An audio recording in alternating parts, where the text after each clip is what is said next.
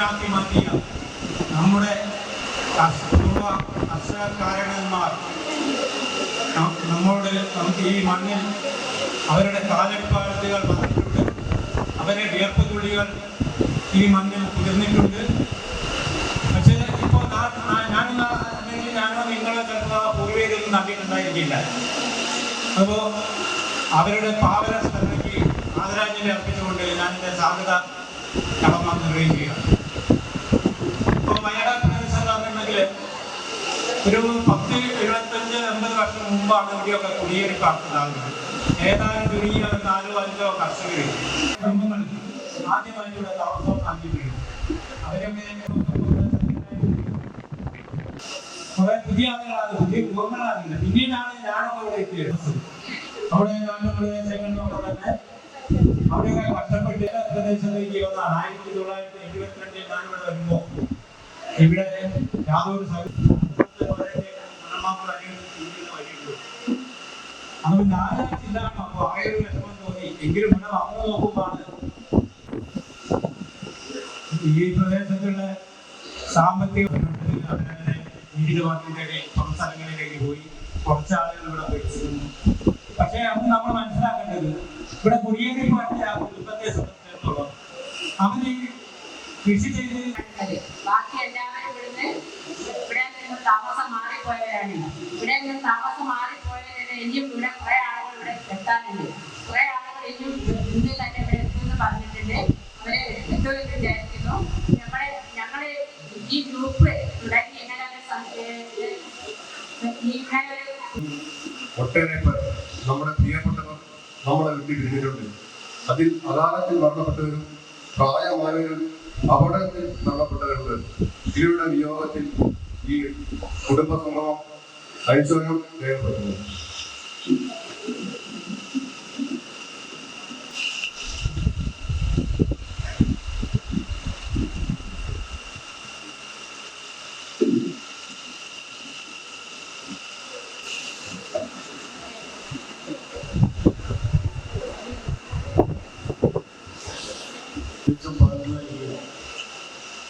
ഈ സ്കൂളിലെ പ്രധാന അധ്യാപകൻ,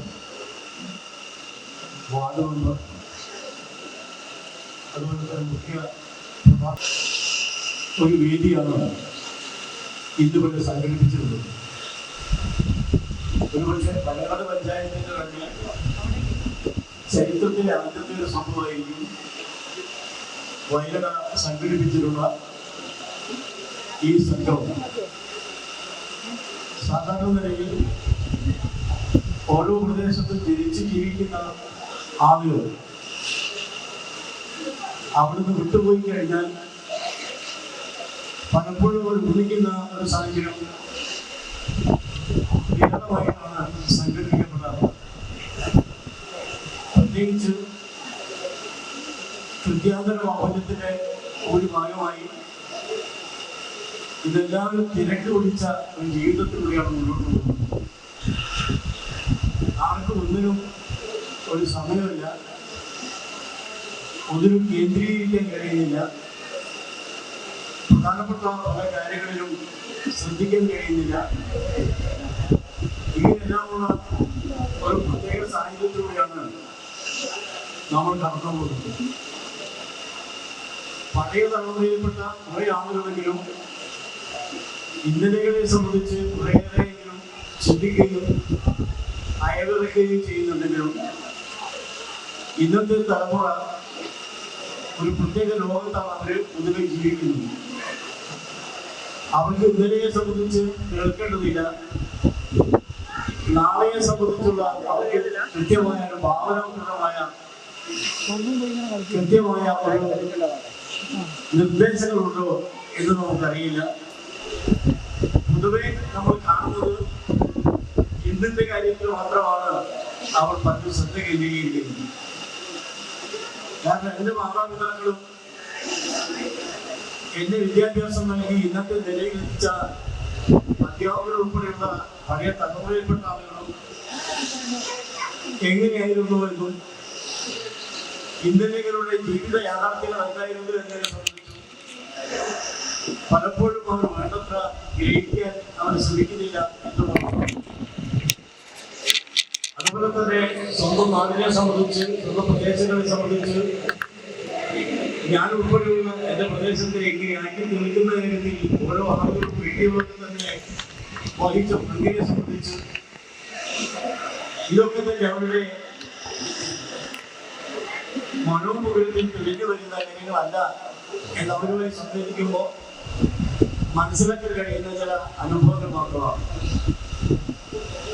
എന്നെ സംബന്ധിച്ചിടത്തോളം ഏതാണ്ട് 45-50 വർഷത്തിന്റെ പഴക്കം ഈ പ്രദേശവുമായി നേരിട്ടും അല്ലാതെ ബന്ധപ്പെട്ട് പ്രവർത്തിച്ച ഒരാളാണ് ഒരു സാമൂഹ്യ പ്രവർത്തകർ എന്ന നിലയ്ക്ക് ഞാൻ. 5, 6, 7, 8 കിലോമീറ്റർ നടന്നാണ് അന്ന് ഈ വയലട ഏതെങ്കിലും പരിപാടിക്ക് വേണ്ടി എത്തിച്ചേർന്നത്. ഞാനിപ്പോൾ ഓർക്കുന്നത് റോഡ് സൗകര്യം വന്നിട്ടും ഒരു ബസ് സർവീസ് ഇല്ലാത്ത ഒരു സാഹചര്യത്തിൽ അന്നത്തെ നമ്മുടെ MP ആയിരുന്ന വീരേന്ദ്രകുമാർ അവിടെ ഞങ്ങൾ ഒന്നിച്ചൊരു ദിവസം വന്നപ്പോഴാണ് ഈ പള്ളിയുടെ അടുത്ത് വെച്ച് അതിന് നേരിട്ട് അന്നത്തെ ട്രാൻസ്പോർട്ട് വകുപ്പിന്റെ എന്റെ മണ്ഡലമായ ഒരു മലയോര പ്രദേശമാണ് വയലട.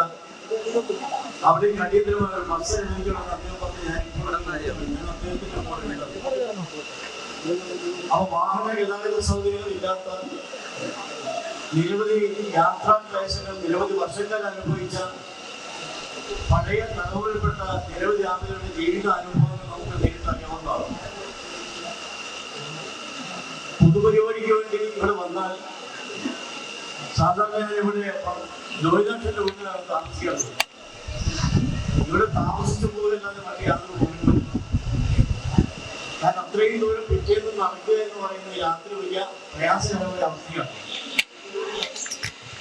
ഇന്നത്തെ പോലത്തെ അന്നും വന്യമൃഗങ്ങളുടെ തന്നെ ചെയ്യും നമ്മുടെ പ്രദേശങ്ങളിലുണ്ട്. റോഡുകൾ വാഹന ഗതാഗത യോഗ്യമല്ലാത്തതുകൊണ്ട് നടന്നു പോകുന്നതിനുള്ള പ്രയാസമുണ്ടാവും. അപ്പൊ അങ്ങനെയെല്ലാമുള്ള വയനാട് പ്രദേശം ഇന്ന് നമ്മുടെ കോഴിക്കോട് ജില്ലയിൽ മാത്രമല്ല കേരളത്തിൽ തന്നെ അറിയപ്പെടുന്ന ഒരു ടൂറിസം ഡെസ്റ്റിനേഷൻ കേന്ദ്രമായി മാറിക്കഴിഞ്ഞിരിക്കുകയാണ് കേരളത്തിലെ ഭൂപടം. എന്നാൽ ഇവിടുത്തെ നേരവകാശികളായിട്ടുള്ള പലർക്കും അതിന്റെ ഉടമസ്ഥത വഹിക്കുന്നതിന് വേണ്ടി സാധിക്കാതെ പോയി എന്നുള്ള ദുഃഖകരമായ അവസ്ഥ ഇവിടെ നിലനിൽക്കുന്നുണ്ട്. ജോയിദാക്ഷൻ നേരത്തെ സൂചിപ്പിച്ചതുപോലെ ഇവിടേക്ക് ആളുകൾ കുടിയേറി പറഞ്ഞത്, ഇവിടേക്ക് ആളുകൾ വരാൻ തുടങ്ങിയത് യഥാർത്ഥത്തിൽ ഈ മണ്ണിന്റെ ഫലഭൂയിഷ്ഠത, കാർഷിക മേഖലയിലുള്ള അഭൂതപൂർവ്വ വളർച്ച, ഉൽപ്പന്നങ്ങൾ ഉണ്ടാക്കുന്നതിനുള്ള കർഷകരുടെ വ്യഗ്രത, ഇങ്ങനെല്ലാമുള്ള മനുഷ്യ ജീവിതത്തിന്റെ പ്രധാന ഭാഗമായ കാർഷിക വൃത്തിയെ സംബന്ധിച്ചാണ് ഈ പ്രദേശത്തേക്ക് വലിയ രൂപത്തിൽ ആളുകൾ അന്ന് കടന്നു വന്നത്. എന്നാൽ മണ്ണിന്റെ ഫലഭൂയിഷ്ഠത നഷ്ടപ്പെട്ടു. മണ്ണിനകത്തുള്ള മണ്ണിനെ കൃഷിയെ പരിപോഷിപ്പിക്കുന്ന അംശങ്ങൾ വലിയ നഷ്ടപ്പെട്ടു. അതുപോലെ തന്നെ കൃഷിക്ക് പുതിയ രൂപത്തിലുള്ള രോഗങ്ങൾ വന്നിരുന്നു. ശുദ്ധമാട്ട രോഗം വന്നു. വള്ളികൾക്കൊക്കെ തന്നെ അതുപോലെ കവുങ്ങ് ഉൾപ്പെടെയുള്ള ഫലവൃക്ഷങ്ങൾക്ക് മഞ്ഞളിപ്പ് എന്ന രോഗം വന്നു. ഇങ്ങനെ കാർഷിക മേഖല വലിയ പ്രതിസന്ധി നേരിട്ടു. പിന്നീട് ഒരു പരിധിവരെ കൊക്കോ കൃഷി ചെയ്തു വന്നതെങ്കിൽ ആ കൊക്കോ അതിൽ വിലയിടിക്കുന്ന അവസ്ഥ വന്നു ചേർന്നു. റബ്ബറിന്റെ വിലയിടിക്കുന്ന അവസ്ഥ വന്നു ചേർന്നു. ഇങ്ങനെ മൊത്തത്തിൽ കാർഷിക മേഖലയിൽ വന്നു ചേർന്ന തകർച്ച ഈ പ്രദേശത്തുള്ള നൂറുകണക്കിന് കർഷകരെ പ്രയാസത്തിലാക്കി കണ്ണീരിലും കഷ്ടപ്പാടുകളുമാക്കി. അങ്ങനെയാണ് കുടുംബങ്ങളുള്ളവരും ഇവിടുന്ന് സ്ഥലം വിറ്റ് മറ്റു സ്ഥലങ്ങളിലേക്ക് പോകുന്നതിന് വേണ്ടിയുള്ള താല്പര്യം പ്രകടിപ്പിച്ചത്. ഏതാണ്ട് ഇവിടെ ചില കണക്കുകൾ വന്നു. ഭൂരിപക്ഷം വരുന്ന കുടുംബങ്ങൾ ഇവിടുന്ന് താമസം മാറി പോയവരാണ്. ഇന്നിവിടെ പങ്കെടുത്ത ഒരുപക്ഷെ 10-12 വയസ്സ് പ്രായമുള്ള കുട്ടികളെ സംബന്ധിച്ച് അവരിന്ന് വയലട ആദ്യമായി കാണുകയും അപ്പൊ ഇങ്ങനെ ആയിരുന്നില്ല വയലട, ഇതായിരുന്നില്ല വയലയുടെ പൂർവ്വകാല സ്ഥിതി. ആ പൂർവ്വകാലത്ത് നമ്മുടെ തന്നെ പിതാമഹന്മാർ അവർ അധ്വാനിച്ചുണ്ടാക്കിയതാണ് ഇന്ന് നമ്മളെല്ലാം കാണുന്നതും നമ്മൾ അനുഭവിക്കുന്നതുമായ എല്ലാ വസ്തുവകകളും അതുപോലെ തന്നെ ഭൗതിക സാഹചര്യത്തിന്റെ ഭാഗമായി ഉണ്ടാക്കിയിട്ടുള്ള പള്ളിക്കൂടങ്ങളായിരുന്നാലും ആരാധനാലയത്തിന്റെ ഭാഗമായിട്ടുള്ള പള്ളിയായിരുന്നാലും ക്ഷേത്രങ്ങളായിരുന്നാലും അതുപോലെ തന്നെ മറ്റ് ഏത് സ്ഥാപനങ്ങളായിരുന്നാലും അതെല്ലാം തന്നെ ഇവിടെ നമുക്ക് മുമ്പേ ഇതുവഴി നടന്നു പോയിട്ടുള്ള ഉണ്ടാക്കിയിട്ടുള്ള അവരുടെ അത്യധ്വാനത്തിന്റെ ഭാഗമായി അവർ സ്വീകരിക്കാം. എന്നാൽ ആ ത്യാഗപൂർണമായ ഒരു ജീവിതം നയിച്ചുകൊണ്ട് ഒരു ഭാവി തലമുറ വാർത്തെടുക്കുന്നതിന് വേണ്ടി ഇന്നത്തെ തലമുറ വേണ്ടത്ര സജ്ജരാകുന്നില്ല എന്നുള്ള ഒരു വിമർശനം ഞാൻ അവരുടെ നേരെ ഉന്നയിക്കുകയാണ്.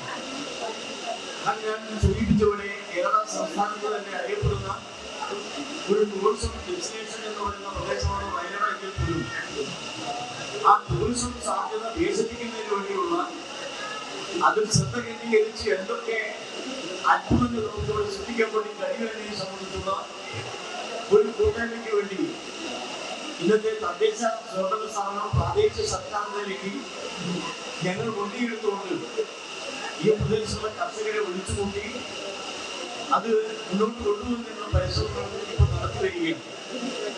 അവ പഞ്ചായത്തിന് അനുയോജ്യമായി സ്ഥലം നൽകുന്നതിന് വേണ്ടി കർഷകർ തയ്യാറായിട്ടുണ്ട്.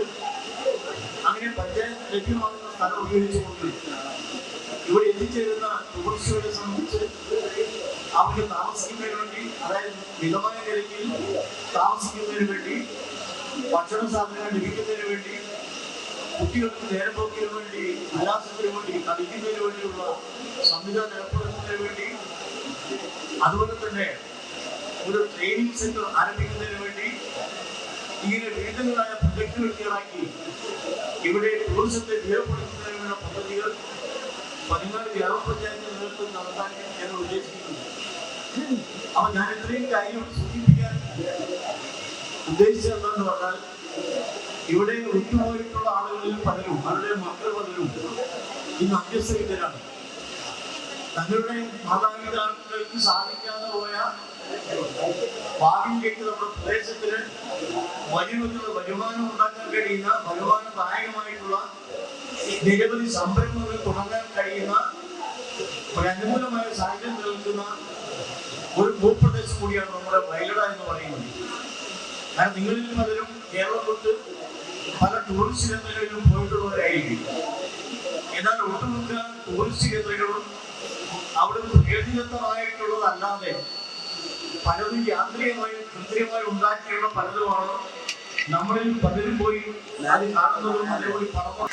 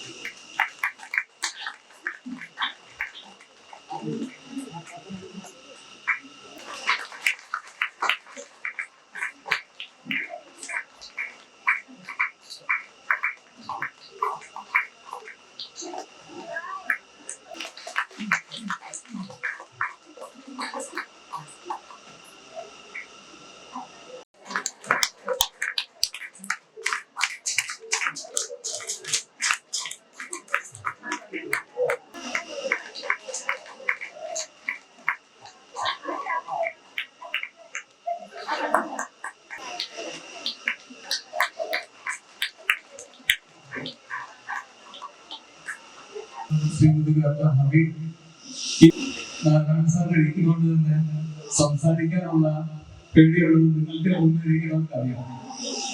1ാം ക്ലാസ് മുതലിങ്ങനെ യുദ്ധ കിട്ടിപ്പോയതിന്റെ ഓർമ്മ നല്ലതുണ്ട്. ഇപ്പൊ അടുത്തിരിക്കുമ്പോൾ ആ പേടിയൊന്നുമില്ല. ഞങ്ങളുടെ മനസ്സിൽ അതിന്റെ സന്തോഷം തന്നെയാണ്. അതുപോലെയുള്ള നല്ല ഓർമ്മകളുമായിട്ടാണ് നമ്മളിവിടെ എല്ലാവരും ആയിരിക്കുന്നത്. അധികം സമയം വേദിയിൽ നിന്ന് പ്രസംഗിക്കുന്നത് സദസ്കരിക്കുന്നവർക്ക് അരോചകമാണ്. നമുക്ക് ഒരുമിച്ച് പുറത്തിറങ്ങി സംസാരിക്കുന്നതിനായിരിക്കും എല്ലാവർക്കും താല്പര്യം. ഇതിൽ നല്ല ഓർമ്മകൾ മനസ്സിൽ സൂക്ഷിക്കാൻ ഈ ചടങ്ങ് സഹായകമാണ്, അവസരം ഒരുക്കുകയും. അതുകൊണ്ട് ഇതുപോലെയുള്ള കുടുംബ കൂട്ടായ്മകൾ എപ്പോഴും പുതുകൂടിന്റെ മുറ്റത്തും ഗ്രൗണ്ടിലും ഒക്കെ കളിച്ചു വളർന്നതിന്റെ സന്തോഷം എന്റെ മനസ്സിൽ ഇപ്പോഴും ഉണ്ട്. ഇവിടെ മോഹിനാശിഷ്ടം പറഞ്ഞതുകൊണ്ട് പഴയ ചരിത്രങ്ങളിലൂടെ നമുക്ക് പ്രത്യേക താമസിക്കുന്നവർക്കറിയാം ഈ വായനയുടെ പ്രദേശത്തിന്റെ പ്രധാനതയെ പറ്റി പറയുക. അതിനേക്കാൾ കൂടുതൽ ഊഷ്മളമായത് ഇവിടെ ഉണ്ടായിരുന്ന നല്ല അനുഭവം ചിലപ്പോൾ നമുക്ക് അറിയുന്നതാണ്. എന്നാൽ ഇവിടെ നമുക്ക് എല്ലാ വീടുകളിലും ഗ്രൗണ്ടിലും കളിയൊക്കെ കഴിഞ്ഞിട്ട് അടുത്ത വീടുകൾ അഭിപ്രായം വെള്ളം കുടിക്കും, കിട്ടുന്ന ഭക്ഷണങ്ങളൊക്കെ കഴിച്ച് നാല് ഒരുമിച്ച് നടക്കുന്നതാണ്. ആ സൗഹൃദം പുതിയ തലമുറയ്ക്ക് നഷ്ടപ്പെട്ട ഞാൻ പഠിപ്പിച്ച വിദ്യാർത്ഥികളെയും അവരുടെ രക്ഷിതാക്കളെയും നാട്ടുകാരെയും മനസ്സ് നിറയെ സന്തോഷമാണ്.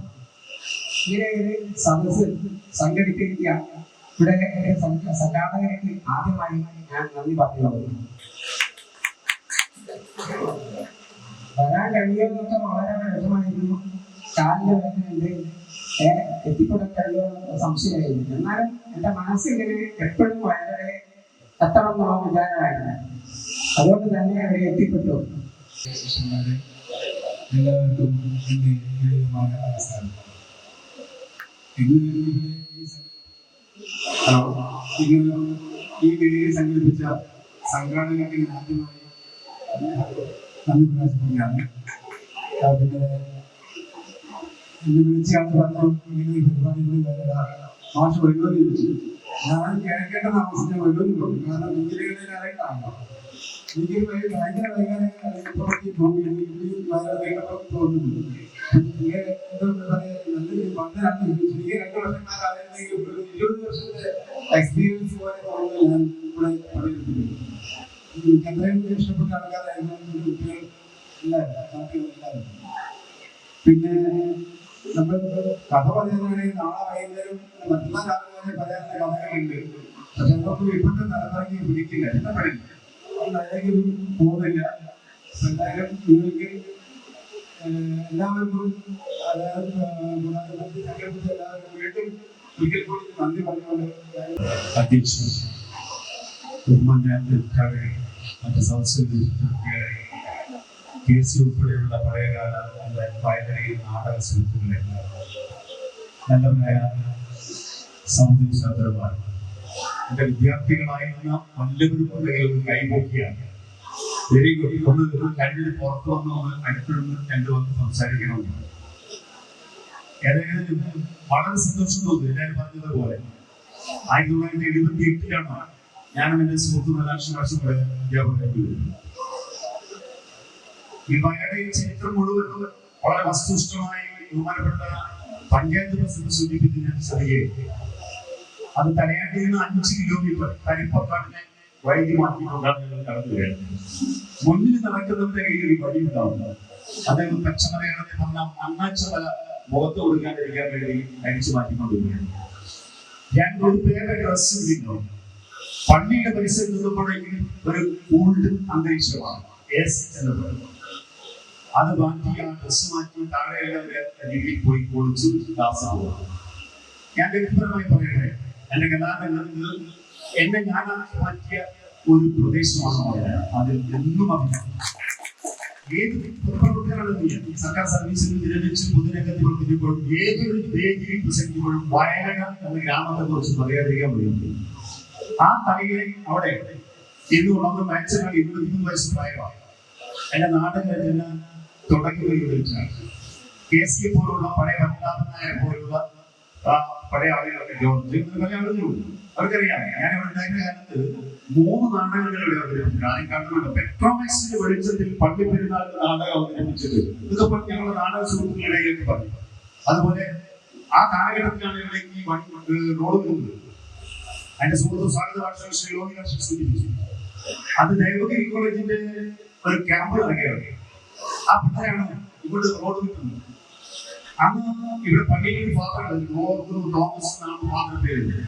എത്ര നല്ല സാമൂഹ്യ പ്രതിബദ്ധതയുള്ള ഒരു വ്യക്തി.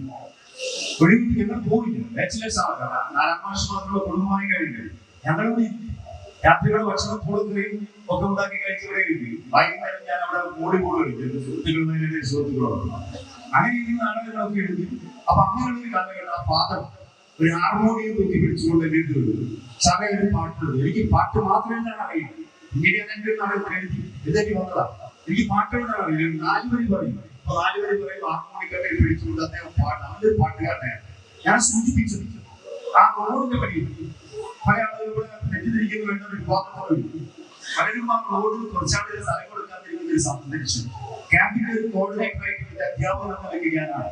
ദേവഗിരി കോളേജിലത്തെ പല സുഹൃത്തുക്കളും എനിക്ക് പരിചയമുണ്ടായിരുന്നു. ഇവിടെ ഒരു രാത്രി അർദ്ധരാത്രി ഒരാൾ വന്ന് വാതിലുകൾ കൂട്ടി. ഞാൻ മാത്രമേ അന്ന് ഈ സ്കൂളിന്റെ ഓഫീസിൽ കിടക്കുള്ളൂ. അതിന് പോകുന്ന വാക്ക് കൂട്ടി വിളിച്ചു, സാറെ വാതിൽ തുറന്നു. തുറന്ന് പുറത്ത് വന്ന് നോക്കുമ്പോൾ ഒരു പ്രീ ക്യാമ്പും ക്യാൻവാസും ഒരു ഇന്നത്തെ വർക്കൂട പുറത്ത് ഒരു ഹാഫ് ട്രൗസർ കൊണ്ട് ഒരു വ്യക്തി, കണ്ടു പരിചയമുള്ള വ്യക്തി, അത് ഫാദറായി. ആ ഫാദർ പറഞ്ഞു, സാറെ ഇട്ടിപ്പോന്നു വെള്ളി റെഡിയാണ്, റോഡ് പഴയകാല ആളുകളായ ഈ വയനാടിന്റെ വികസനത്തിൽ ഏറ്റവും കൂടുതൽ വളരെ ജനങ്ങളോടൊപ്പം പ്രവർത്തിച്ച ഒരു അച്ഛൻ. അദ്ദേഹത്തെ ഞാൻ പിന്നീട് എന്റെ നാടകത്തിൽ കഥാപാത്രമാണ്. നാടകം കേരളത്തിലെ 140 വേദികളിൽ കളിച്ചു. മദ്രാസ് ചെന്നൈയിൽ പോയി കളിച്ചു.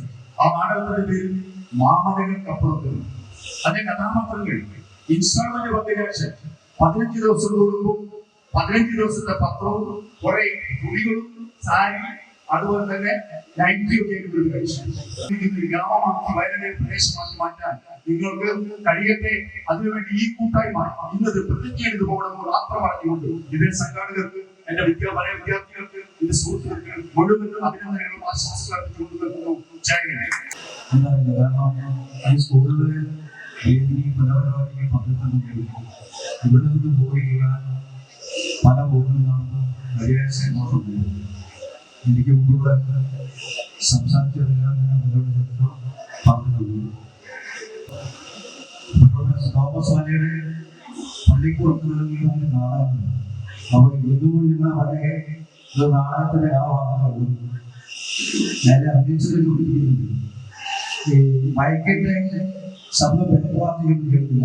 അപ്പൊ ചില നടന്മാരുടെ പെർഫോമൻസ് കേൾക്കില്ല.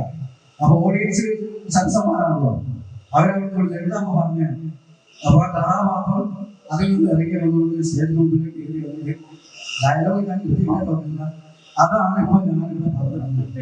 അപ്പൊ അത്രയൊരു നല്ല നിഷ്കളങ്കരായ മനുഷ്യർ അസുഖിക്കുന്ന ഒരു സ്ഥലമായിരുന്നു കാണാൻ കണ്ടിട്ടുണ്ട്. പുതുതലമുറയ്ക്ക് അറിയില്ല, അക്കാലഘട്ടത്തിൽ സമ്പദ് സമൃദ്ധമായിരുന്നു. കാർഷിക നശിച്ചതുകൊണ്ട് ജീവിത മാർഗം തേടിയാണ് പല വഴിക്ക് പോയിരുന്നത്. അന്ന് വികസന മേഖലയിലുള്ള വിശിഷ്ട വ്യക്തികളെ, സുഹൃത്തുക്കളെ, സൗദിയെ സൗഹൃദമായി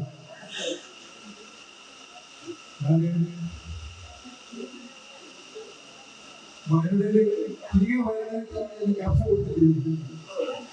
തിരികെ വയനാട്ടിലേക്ക് വരുന്നവരെ നേരത്തെ മാസം വന്നുപോലെ എന്റെ വാക്കുകൾ പ്രകാരം ഒരു 10-20 കൊല്ലത്തിനുള്ളിൽ പഴയ വയനാട്ടിൽ മാറാൻ സാധ്യതയുണ്ട്. പ്രസംഗം കേൾക്കുക എന്നത് ആളുകൾക്ക് അത്ര താല്പര്യമുള്ള വിഷയമല്ല. ഇത് എന്തുകൊണ്ടും സവിശേഷമായ ഒരു കൂടിച്ചേരലാണ്.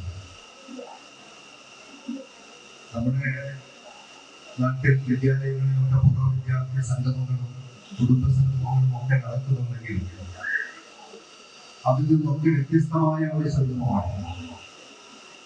ഒരു കാലത്ത് ഒരുപക്ഷെ ഉള്ളതെല്ലാം വിറ്റുപുറക്കി ഒരു മല കയറി വന്നവർ വർഷങ്ങൾ കഴിഞ്ഞ് തിരിച്ചു പോവുകയും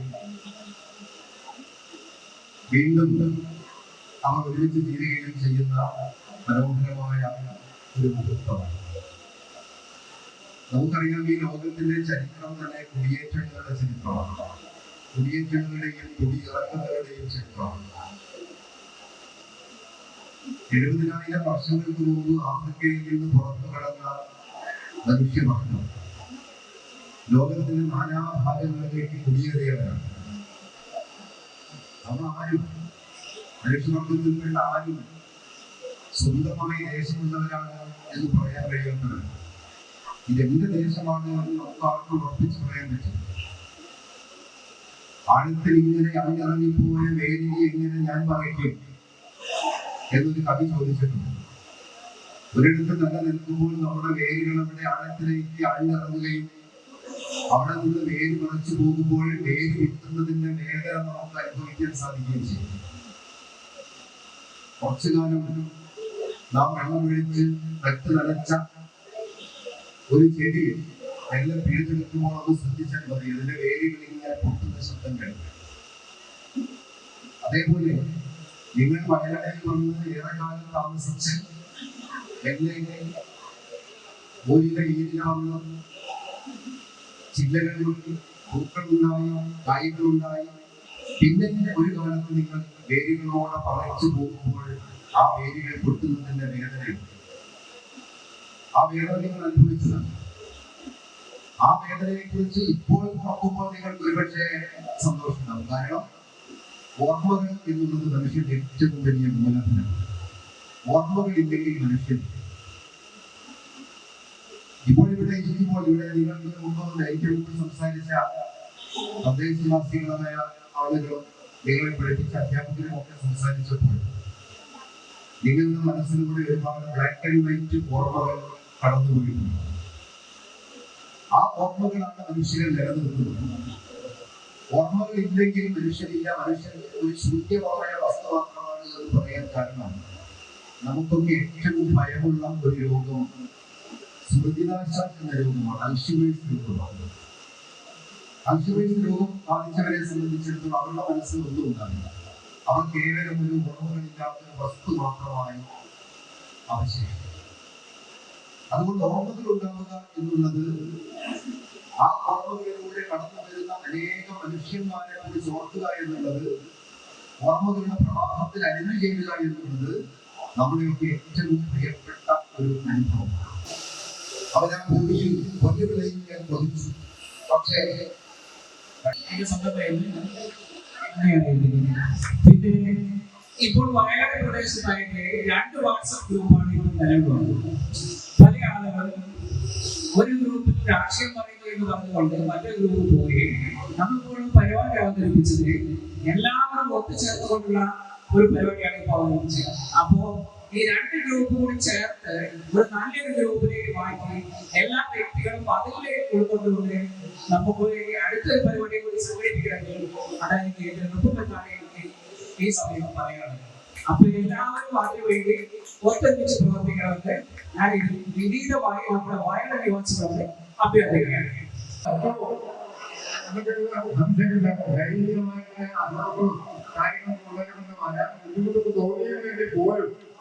ഇവിടെ ഒന്ന് എല്ലാവരും മുന്നേറ്റ് കഴിഞ്ഞിപ്പോ അച്ഛനമ്മമാര്, പെണ്ണന്മാര്, കുട്ടികള്, മക്കള് സ്വന്തം കുടുംബമാരെ നോക്കിപ്പോകുന്ന ആൾക്കാര് സകല ദൈവവും ഇല്ലാതെയായി പോയിരുന്ന പറഞ്ഞു.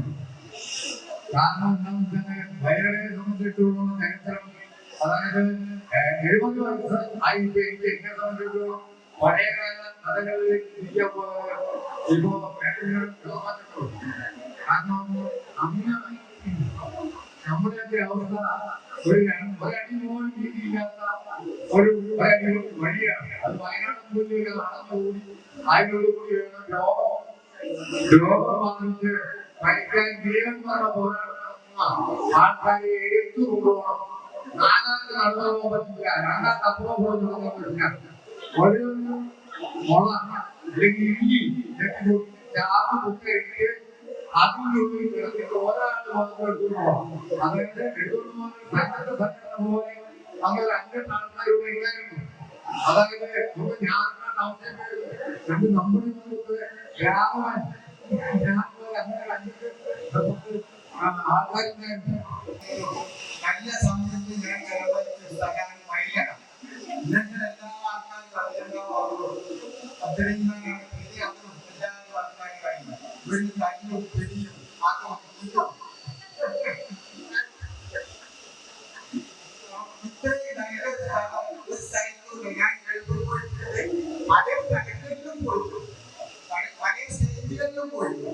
എന്നാൽ ഇത്രയും നല്ല ഒരു ആൾക്കാർ അത്രയും ഭംഗിയായി ഒരു വർഗീയതല്ല, വേറെ ഒന്നില്ല, ജാതിയില്ല, മതമില്ല, നല്ല സ്നേഹമുള്ള ഒരു സ്ഥലം.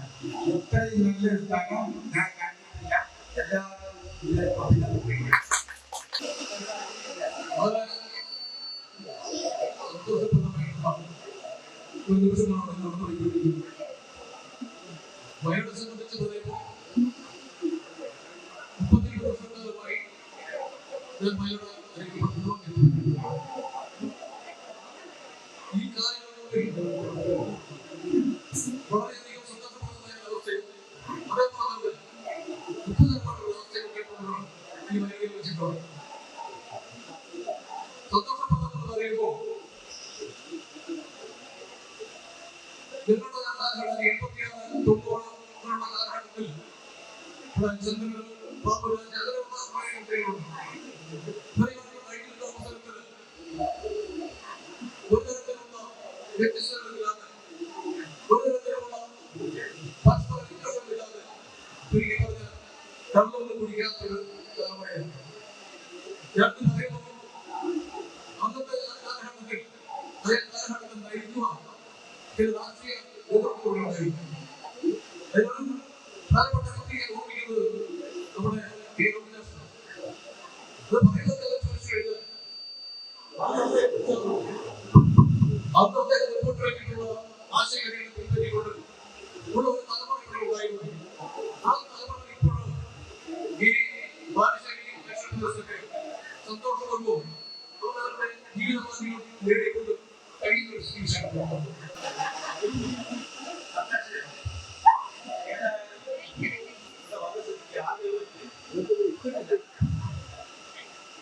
ഈ സംഘടനാ സമിതിയിൽ ആദ്യമായിട്ട്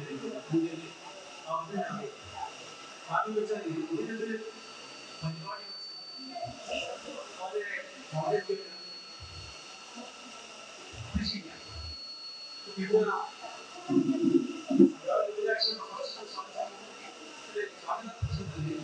ഒരുപാട് കാര്യങ്ങൾ കൂടെ പറയുന്നു. കുറച്ച് വ്യത്യാസം വന്നു.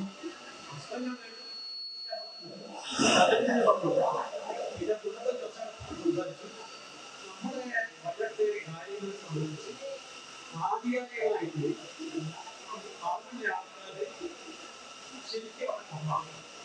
കാരണം എന്താ വെച്ചാൽ കേസിക്കുന്ന ഒരു ഓക്കെയായിട്ട് വന്നത് ഞാൻ 73 കാലഘട്ടത്തിലെ ലാസ്റ്റ് 74 പള്ളി വരുന്നത് വന്നു. അത് ചെറുതായി കുടിയേറ്റമാണ് പള്ളിയിലെ വീട്ടിലാവും ഞാൻ ചെറുപ്പം. അപ്പൊ എന്നോട് ഓട് പഠിപ്പിക്കുന്നത് നമ്മളിപ്പാട്ടിന്റെ ആ ജംഗ്ഷനിൽ നിന്ന് പള്ളി വരെയുള്ള ഞാൻ ഫസ്റ്റ് ആദ്യമായി ആ ഓട് കഴിഞ്ഞു. അതിനുശേഷം വന്നു കുട്ടികളാണ് ഗോതമ്പ് ഭൂരി ഗോതമ്പ് ഭക്ഷണം അതും പറ്റിക്കാൻ അനുഭവിച്ചെല്ലാം കാര്യങ്ങൾ കൈകാര്യം ചെയ്യുന്നു. അവിടെ ഞങ്ങൾ പങ്കെടുത്തു. ഞാനത് 21 അംഗ എക്സിക്യൂട്ടീവ് കമ്മിറ്റിയിലാണ് എല്ലാവരും ആ കഴിവ് കുറെ കാലത്തിൽ അതും പരിശീലനങ്ങളുണ്ടായി. അതിനുശേഷം ഒരു കോളേജിലെ കുട്ടികൾ ഒരു വസ്തു നാണ്യങ്ങൾ പറഞ്ഞത് കഥയുടെ അവസാനം 90 ദിവസത്തിൽ അറിയുന്ന വാർത്തകൾ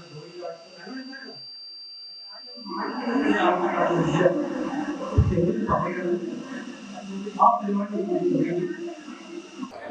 ജാതിക്കും മതത്തിനും അതീതമായാണ് ഞാൻ മനുഷ്യനെ സ്നേഹിച്ചിരുന്നത്. അതിന് ഉദാഹരണം പറഞ്ഞാല് ഇവിടെ ശ്രീ ജോബി ചെമ്പ്രാനിക്കൽ കൊച്ചിന്റെ അസുഖം വന്നപ്പോൾ ചികിത്സാ സഹായ കമ്മിറ്റി ഉണ്ടാക്കി അതിന്റെ കൺവീനറായി. അതുപോലെ കാവുംപുറത്ത് സുജിക്ഷ എന്ന് പറഞ്ഞ സഹോദരിക്ക് എപ്പോഴും രക്തം മാറ്റി വെക്കുന്നതിന് വേണ്ടി ഉള്ള ചികിത്സാ സഹായ കമ്മിറ്റിയുടെ കൺവീനറായി പ്രവർത്തിച്ചു. എന്ന് പറഞ്ഞാൽ നമുക്ക് രാഷ്ട്രീയത്തിനപ്പുറത്ത് മനുഷ്യനെ സൃഷ്ടിക്കാൻ കഴിഞ്ഞിരുന്നു. അവർ അവരുടെ ജീവിതം കരുപ്പിടിപ്പിക്കുവാൻ, അവരുടെ കുഞ്ഞുങ്ങളുടെ സ്വപ്നങ്ങൾ പൂർണ്ണിയാൻ വേണ്ടി ഇവിടെ ആത്മാർത്ഥമായി ഞങ്ങളെ സഹകരിച്ച വയനാട് നിവാസികൾ ഇപ്പോൾ വീട്ടിൽ പുറത്ത് താമസിക്കുന്ന ആളുകളെയും കാരണത്താലാണ് ഞങ്ങൾ നല്ല രീതിയിൽ വിദ്യാഭ്യാസം മുന്നോട്ട് കൊണ്ടുപോകാൻ സാധിക്കാതെ പോയത് ഈ ഒരു പ്രദേശത്ത് കൊണ്ടതാണ് തന്നെയാണ്. എന്നാലും അത് മുന്നോട്ട് ഞങ്ങൾക്ക് പൂർത്തീകരിക്കാൻ സാധിച്ചില്ലെങ്കിലും വളരെയേറെ ഞങ്ങൾ സന്തോഷിക്കുന്നു. ഇവിടെ നല്ലൊരു സ്ഥലമാണ്.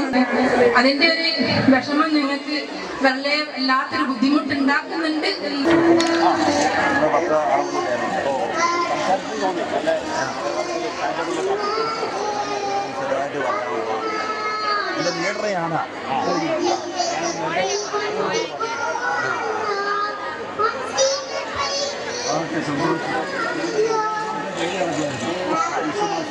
ഗംഭീര ശബ്ദമാണ് കേട്ടോ. ഒരു കുറവുണ്ട്. സാറിന് എത്ര വയസ്സുണ്ട്?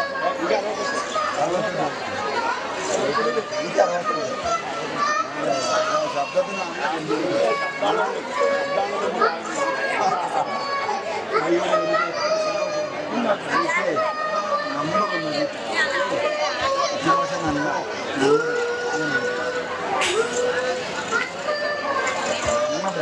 നന്മയുടെ ഞാൻ പല പ്രാവശ്യം വന്നിട്ടുണ്ട് സുവിശേഷം പറയാം. നന്മയുടെ അങ്ങാടിയിൽ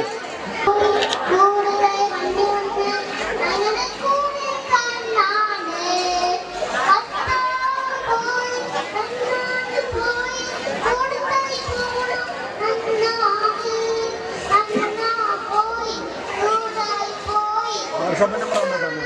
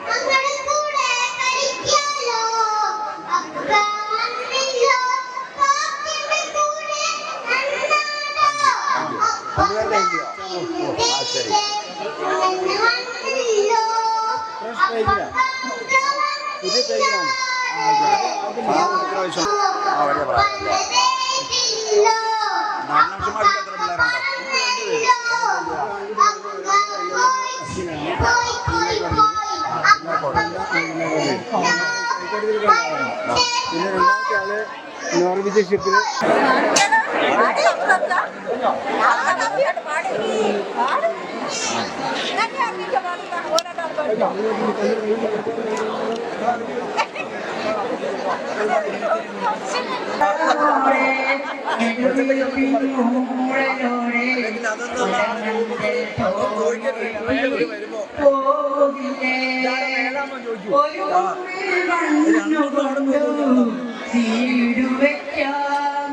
ഒരു നല്ല മാംഗല്യക്കായി ഒളിച്ചു നിൽക്കാം.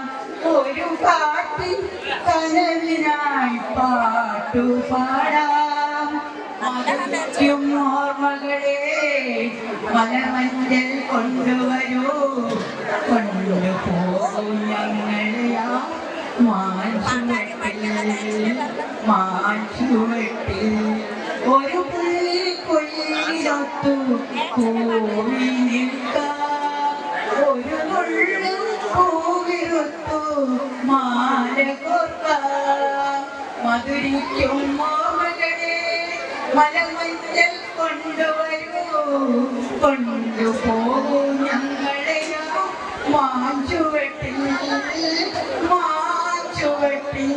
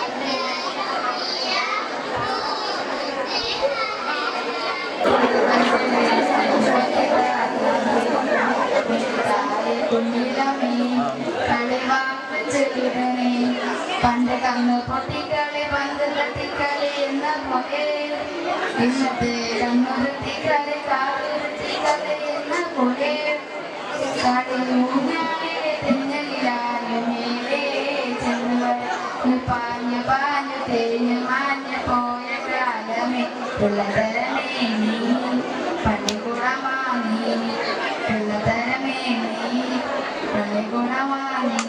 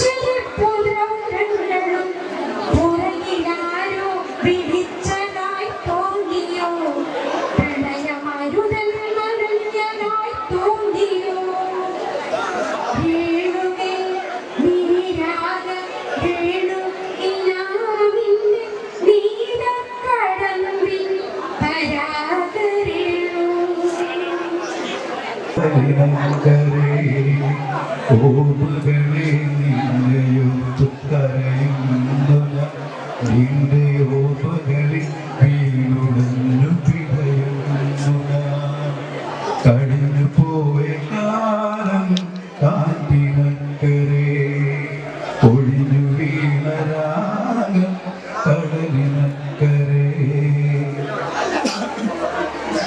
മഞ്ഞലയിൽ മുങ്ങി നിന്ന തിങ്കളല്ലയോ പ്രിയേ തമ്പുരുവി തങ്ങി നിന്ന കാവ്യമല്ലോ മഞ്ഞലയിൽ മുങ്ങി നിന്ന തിങ്കളല്ലയോ പ്രിയേ തമ്പുരുവി തങ്ങി നിന്ന കാവ്യമല്ലോ മനസ്സിനുള്ളിലൂറി നിന്നു എന്റെ രാഗമേ കരയരുത് എന്നയോർത്തു തേങ്ങരുത് മനസ്സിനുള്ളിലൂറി നിന്നൊരെന്റെ രാഗമേ കരയരുത് എന്നയോർത്തു തേങ്ങരുത് കഴിഞ്ഞു പോയ കാലം കാറ്റിനക്കരെ കൊഴിഞ്ഞു വീണ രാഗം കടലിനക്കരെ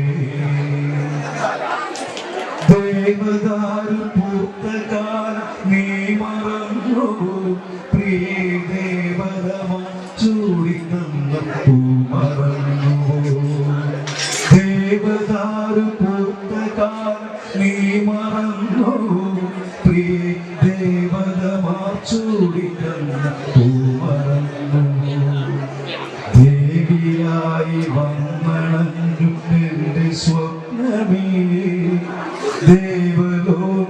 ദേവലോകമിന്നെനിക്കു നഷ്ടസ്വർഗമോ ദേവിയായി വന്നണഞ്ഞു എന്റെ സ്വപ്നമേ ദേവലോകമിന്നെനിക്കു നഷ്ടസ്വർഗമോ കഴിഞ്ഞു പോയ കാലം കാറ്റിനക്കരെ ഒഴിഞ്ഞു വീണ രാഗം കടലിനക്കരെ ഓർമ്മകളെ നിന്നെയോർത്ത് കരയുന്നതാ നിന്റെ ഓർമ്മകളെ വീണുടഞ്ഞു പിടയുന്ന കഴിഞ്ഞു പോയ കാലം കാറ്റിനക്കരെ ഒഴിഞ്ഞു വീണ രാഗം കടലിനക്കരെ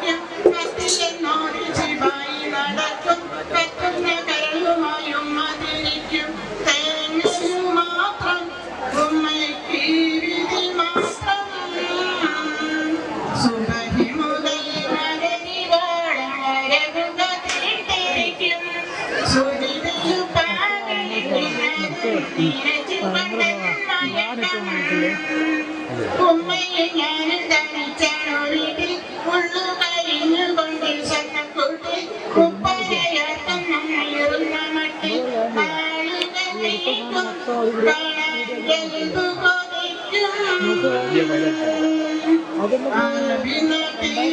വിലയം കണ്ടിരിക്കുമ്പോ പാറിയാൻ അകമൊരുകി കുടിക്കും ഒരുപാട്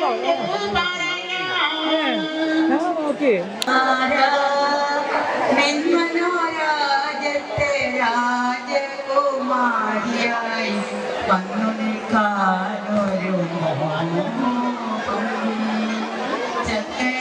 ചക്കരപ്പന്തലത്തെ മഴ ചൊരിയും ചക്രവർത്തി കുമാര നിന്മനോരാജത്തെ രാജകുമാരിയായി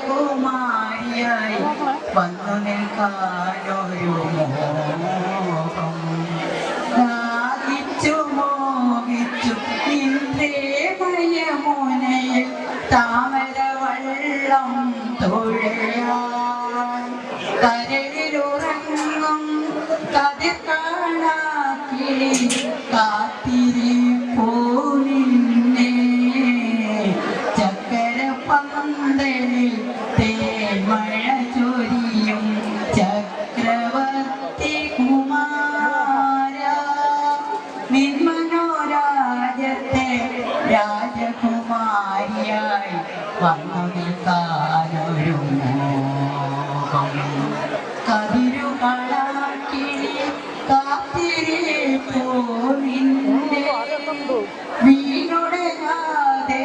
വീണുടയാതിരിക്കാൻ ജീവിത വീണ തരാം ഞാൻ കയ്യിൽ കനക സ്മരണകൾ നീട്ടിയ നെയ്ത്തിരി കാഴ്ച വയ്ക്കാം മുന്നിൽ കാഴ്ച വയ്ക്കാം മുന്നിൽ ഹൃദയം നിറയെ സ്വപ്നവുമായി നീ മധുരം കിള്ളി തരുമോ വിജനലതാഗ്രഹ വാതിലിൽ വരുമോ വീണ വീട്ടി തരുമോ ചക്കരപ്പന്തലിത്തെ മഴ ചൊരിയും ചക്രവർത്തി കുമാര നിന്മനോരാജത്തെ രാജകുമാരിയായി വന്നു നിൽക്കാനൊരു മോഹം വന്നു നിൽക്കാനൊരു മോഹം